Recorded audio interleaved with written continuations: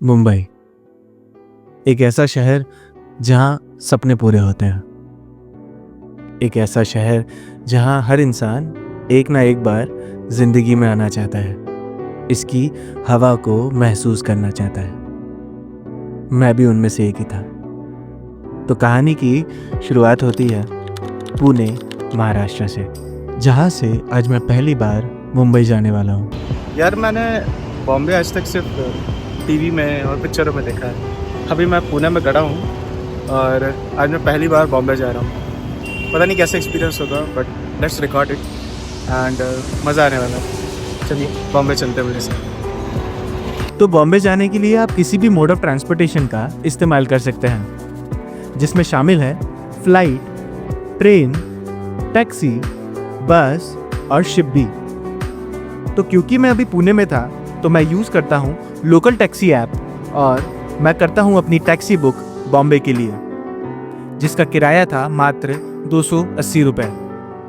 अगर आपको भी जानना है मैंने कौन सा ऐप का यूज़ किया था और किस तरीके से बुक किया था, तो प्लीज़ कमेंट सेक्शन में टैक्सी मेंशन कर दीजिएगा। मैं आपको वहाँ पे रिप्लाई करके बता दूंगा।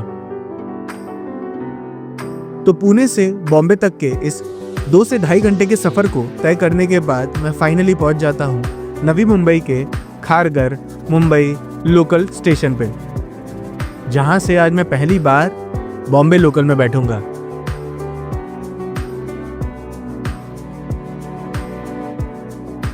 तो सफ़र तय करने से पहले मैं लेता हूँ ट्रेन की टिकट, जो यहाँ आपको टिकट काउंटर से मिल सकती है या ऐसे लगे हुए टिकटिंग बूथ के थ्रू। इस बॉम्बे लोकल के ट्रेन रूट्स, किस प्लेटफॉर्म पे ट्रेन आएगी, मेट्रो रूट्स, इन सब चीज़ों की जानकारी के लिए आप अपने फ़ोन में एक ऐप डाउनलोड कर सकते हैं, जिसका नाम है एम इंडिकेटर, जिससे मुंबई घूमना काफ़ी आसान हो जाता है। तो मैं भी इस ऐप का यूज़ करके बॉम्बे घूमने के सफ़र में निकल जाता हूँ।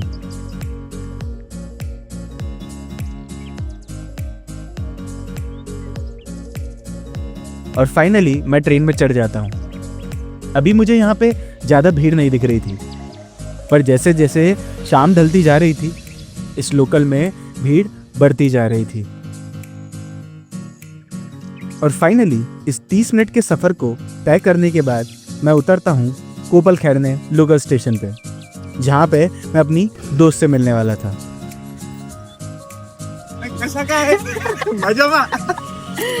Nice to meet you.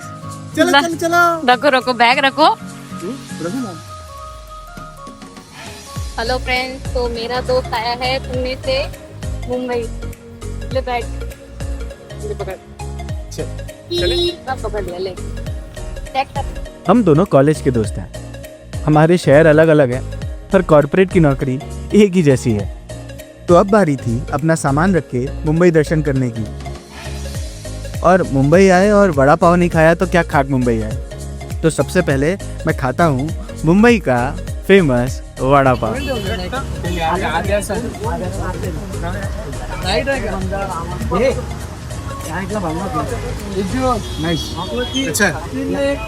और फिर हम जाते हैं श्री गौरी कृष्णा रेस्टोरेंट, जहाँ पे हम खाते हैं स्पेशल साउथ इंडियन थाली, जिसमें सबसे स्पेशल चीज़ थी ये पाइनएप्पल का सीरा, जो आज तक मैंने कभी ज़िंदगी में नहीं खाया था और आज मैंने पहली बार खाया। और मैं आपको सिर्फ एक ही शब्द बोलूँगा इसके बारे में, लाजवाब। हाँ तो भाई साउथ इंडियन खाना खाओगे? चलो खाते हैं। देखो मैसूर मसाला डोसा भी है। मैसूर मसाला डोसा देखो कैसे खाना है। एक तवा लेना, उसमें लाना है चटनी। चटनी के बाद क्या करना है, उसमें डालना है सांभर। ओके, आ लेना है, ठीक है। तो इसके बाद हम निकल जाते हैं नवी मुंबई के वाशी एरिया में, जहां हम ट्राई करते हैं स्पेशल पुदीने वाली चाय और बन मस्का को।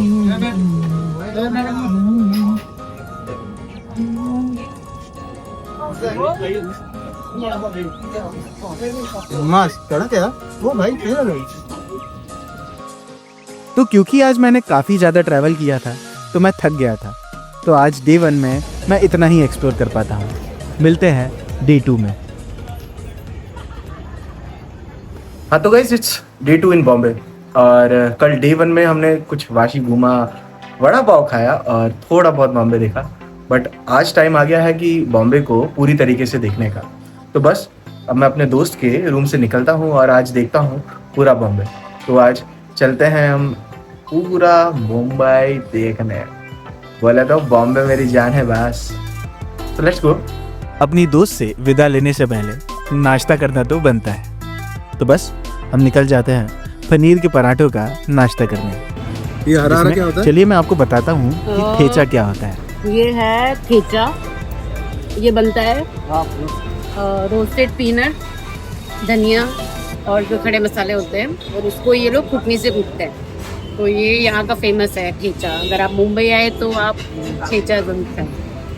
तो चलो मैं भी ट्राई करता पराठे के साथ या किसी चीज़ का, नॉट ओनली ठेचा। हूँ। चलिए मैं भी ट्राई करता ही हूँ। तो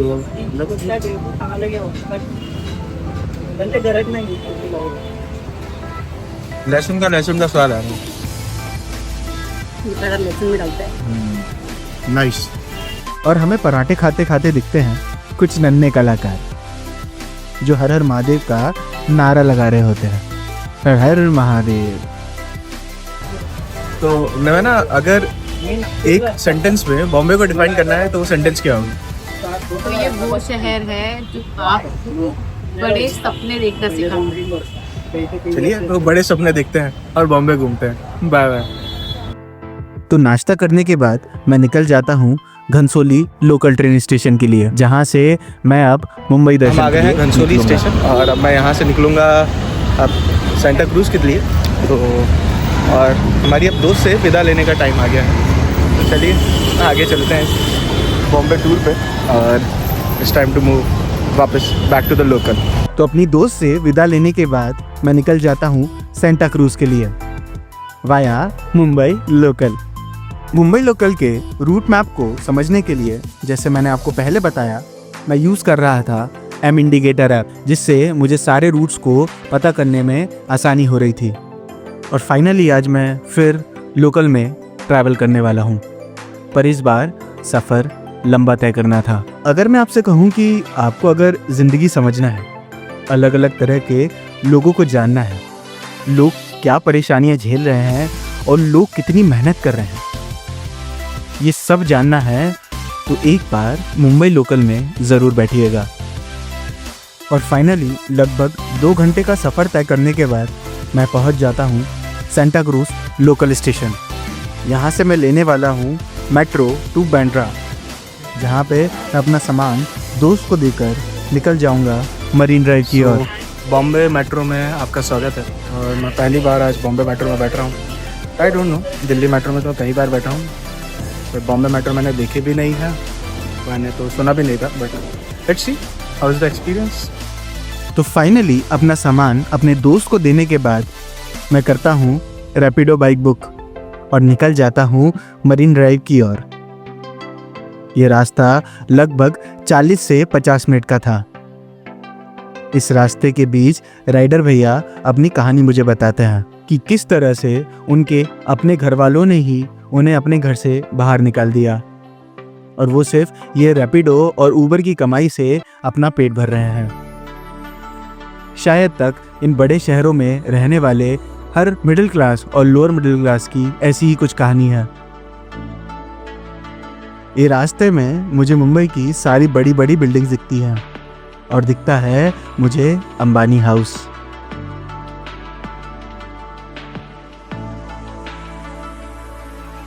और फाइनली मैं पहुंच जाता हूं मरीन ड्राइव। और सबसे इम्पोर्टेंट बात, अभी सनसेट नहीं हुआ था।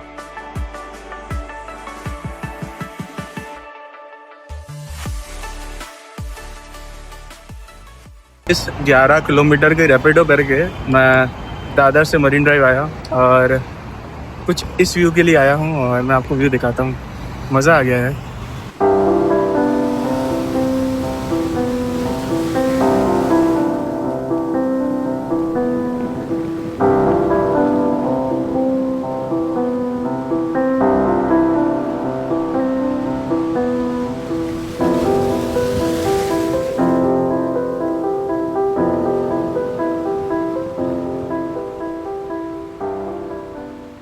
अक्सर मैंने इस जगह का नाम सुना था कि यहाँ पे एक बार ज़िंदगी में सनसेट देखने ज़रूर आना।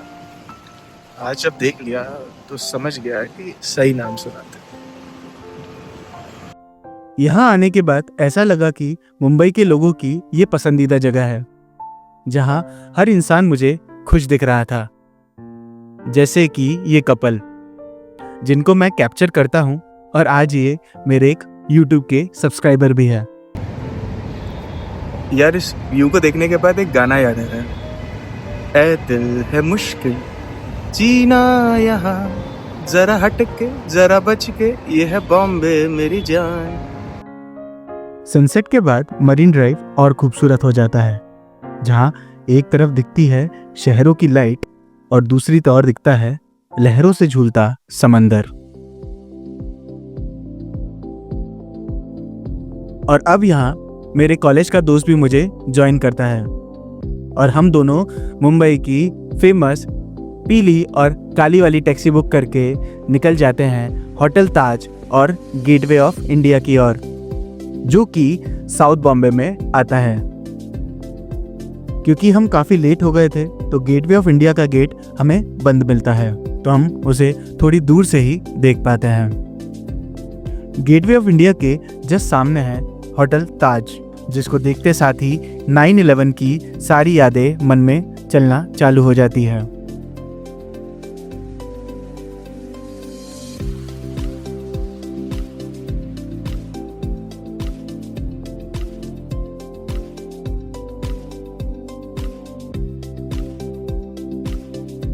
और ताज होटल के सामने हम दोनों भाई खिंचवाते हैं एक तस्वीर जिसकी कॉस्ट थी 50 रुपए।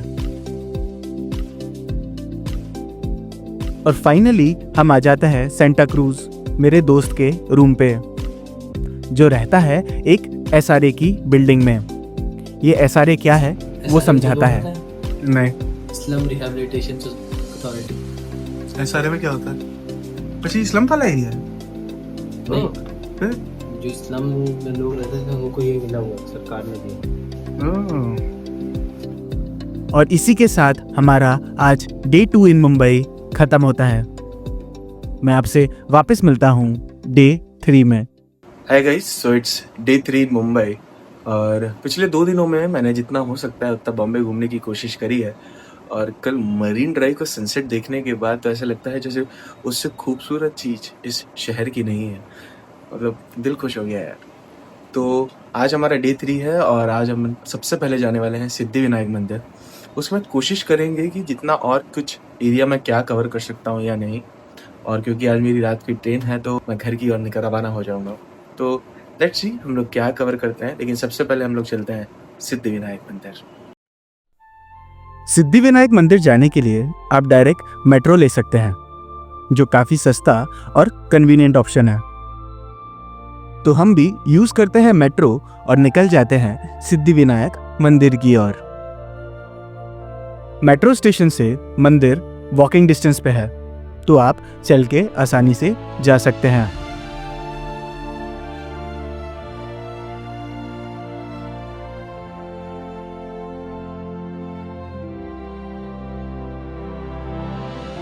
तो हम भी निकल जाते हैं मंदिर की ओर। मंदिर के अंदर फोन ले जाना अलाउड था। ये मंदिर 1801 में लक्ष्मण विथु पाटिल ने बनवाया था, जिसको फंड किया था देवबाई पाटिल ने। कहा जाता है इस मंदिर में मांगी गई हर इच्छा पूरी होती है। भगवान गणेश हमको सिद्धि, जिसको इंग्लिश में सक्सेस कहते हैं, उसका आशीर्वाद देते हैं। इसलिए इस मंदिर का नाम सिद्धि विनायक है। क्योंकि आज वर्किंग डे था और हम लोग अर्ली मॉर्निंग आए थे, तो आज यहाँ काफी कम भीड़ थी।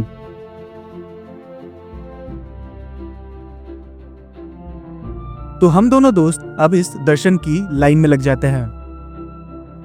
मंदिर का इंटीरियर पूरा सोने से बना हुआ था।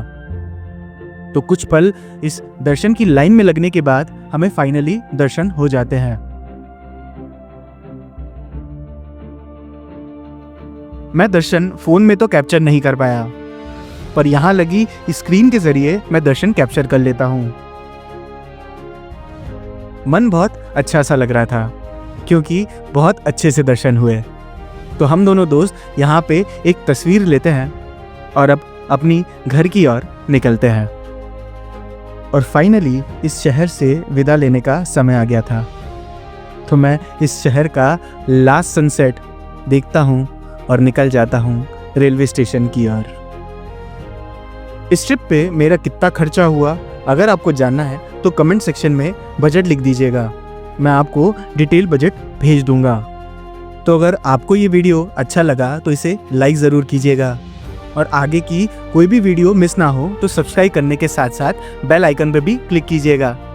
मैं उम्मीद करता हूँ आपको इस वीडियो में मज़ा आया होगा।